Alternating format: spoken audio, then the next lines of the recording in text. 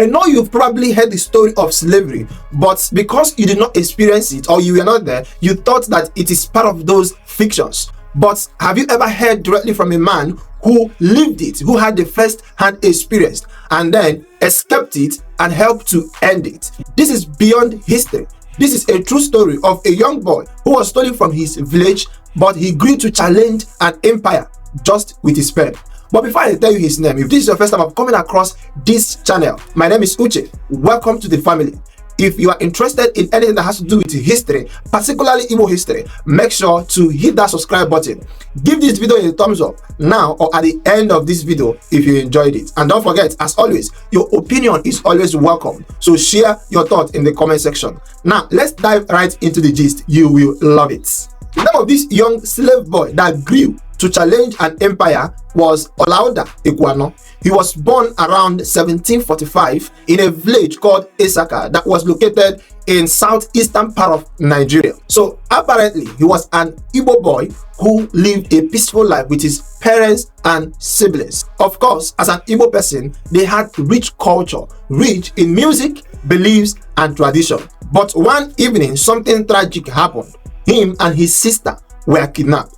I could imagine how the parents felt when they came back and they found out that their 2 children are gone, just like that, no warning. And so this young boy was sold from one place to another in the African continent as of those days like an object, until he was now sold to the coast where everything became more darker for him. He was forced into a ship that was going across Africa known as the Middle Passage with other enslaved Africans. According to him, he said that the smell was unbearable. In fact, they were jam-packed like a bunch of wood that anybody could barely move. People cried, people starved, and some of them jumped into the sea just to, survive. But unfortunately, you know what happened to them. They died. And this young small boy was just 11 years old, and he could barely understand the language that every other person was speaking. He barely understood what was going on and where he was going. Can you imagine that? If this was you at age 11 with that kind of experience and fear, tell me, how would you feel? Would you have survived it? Let me know in the comment section. Equiano ended up in the Caribbean and later in Virginia, where he was sold to a British naval officer named Pascal Michael, who gave him a new name called Gustave Vassar. So his master, Michael Pascal, moved him to England. And when he got to England, he began to learn how to read and write. Of course, you know that British never allowed the slaves, African slaves, to learn how to read and write. So this was rare. And not only that, his master carried him everywhere he goes, that made this young boy to see the world and to experience the world, including places like the Atlantic and the Mediterranean. And at a point, his master promised him of freedom. And so when he thought that freedom was close, he was sold again. But this time around, he was sold to a merchant in the Caribbean. But just like a typical Igbo spirit that never gives up, Equiano didn't give up.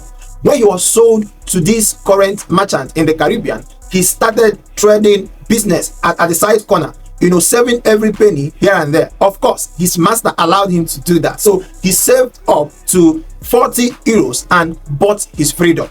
That was when he was 21 years. A boy of 11 years yesterday, now 21 years, and is now free. But guess what? Even as he has bought his freedom, he was not saved because he lived in a world that was full of racism. And because of that, he was in a lot of danger. So what did he do? He kept going. He didn't give up. He became a seller eventually and traveled the world from Atlantic to the Caribbean.